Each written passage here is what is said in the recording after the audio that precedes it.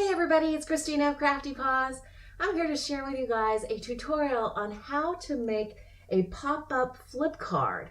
This is the front of the card, and basically all you need is a paper trimmer and one set of nesting dies. This is a design team project for Diemond dies, so I'm using one of my favorite, most versatile, most used die sets, which is the Dienormous Stack'ems circle nesting die set, which has 20 dies.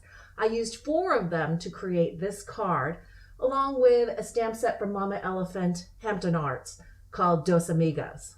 So first of all, I am taking a bunch of pattern paper that I've had in my stash for ages, and I'm just inking the edges of this card front, and I'm using this stripe pattern paper as the card base. So I'm putting it onto my scoring board, and I'm scoring at 4 1/4 inches. This is going to be a standard A2 size card, and that inside card front piece, I've just rounded 2 of the corners, the upper left and the lower right, just for a little interest. Now I'm trying to figure out the size of the circle opening that I want for the flipping mechanism, and I'm trying to decide between like the 9th or 10th circle size, and I've pre-colored up a couple of these little critters from the Dos Amigos stamp set, and I'm just trying to see what size circle I would need to have them fit comfortably inside. So this is a little bit larger than I need, but that's okay because I am planning on putting a frame around the circle inset into this opening. So I'm going to use the larger die, and if you're interested in any of the particular Copic colors I used or the dies that I used, please check out my blog post, which I'll link to in the description box below. And what I'm doing here is I'm just blending on some fired brick Tim Holtz Distress ink. And now for the inside mechanism, I've got some Happy Birthday music paper, and I flipped it upside down because I'm scoring this paper at 2 inches, 4 inches, and at 6 inches, and I want that smallest area to be on the left side of the pop-up mechanism. So that's why I had that pattern paper flipped upside down when I was doing the scoring.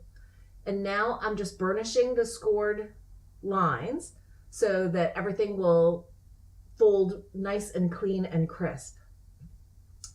Now I am taking that card base that I had cut that window out of, and I'm going to just position this so that I know approximately how much space I'm going to have and need to create the little tabs that will join this inside mechanism and still clear the entire circle.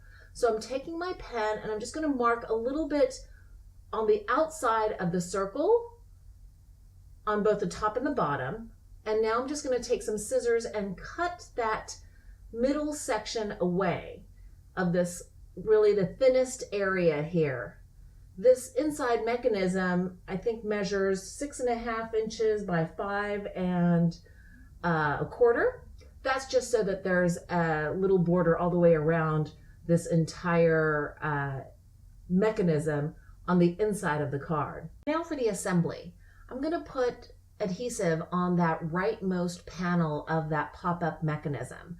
I'm using an ATG gun here, but you can use wet glue, anything that's permanent really, and just make sure that it's really securely going to be affixed by putting enough glue on there and just on that right panel. And I'm putting it in, eyeballing it in, I think relatively straight, with about 1/8 of an inch border all the way around that right section.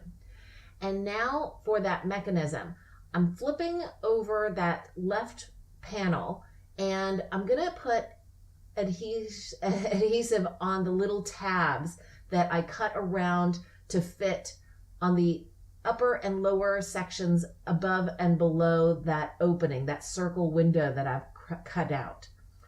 Now I've placed the inside mechanism down like that, and that's actually not correct.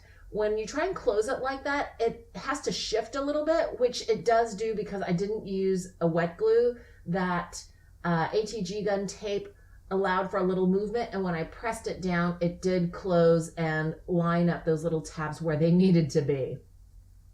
Now for the little flipping portion of the card, I have die cut 2 circles to exactly fit in that front panel window.